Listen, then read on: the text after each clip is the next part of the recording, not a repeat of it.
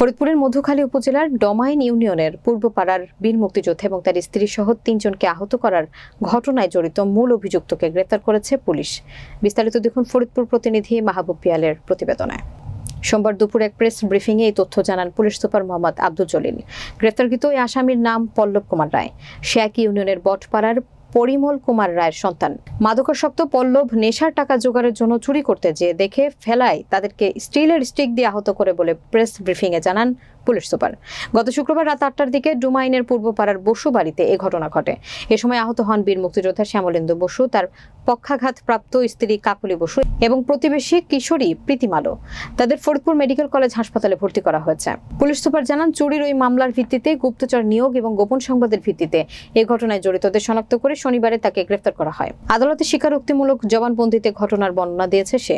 সংবাদ সম্মেলনে সহকারী পুলিশ সুপার মোহাম্মদ ইমরুল হাসান, মধুখালী থানার ভারপ্রাপ্ত কর্মকর্তা মোহাম্মদ নুরুজ্জামান সহ অন্যান্যরা উপস্থিত ছিলেন।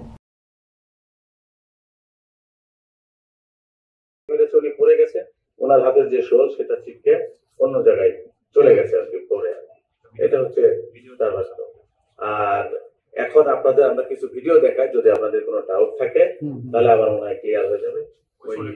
শৈলেন বসুর ওয়াইফ কি নাম, কাকলি বসু বোধহয়, ওনার ওই ভিডিওটা একটু দেখেন, শুরু থেকে দেখেন, আপনারা একটু দেখেন।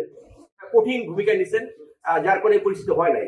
কিন্তু অতি সম্প্রতি যে ঘটনাগুলো ঘটছে এই বিষয়গুলো নিয়ে আমাদের সাংবাদিক, আমাদের এইটা কি বলে, আমাদের পেশাগত দায়িত্ব পালনের ক্ষেত্রে এটা আপনার সাথে একটু কথা বলা দরকার। সেক্ষেত্রে আপনি অতি দ্রুত আশপাশ থেকে ডাইকে একটা ব্রিফ করলে আমাদের কাজে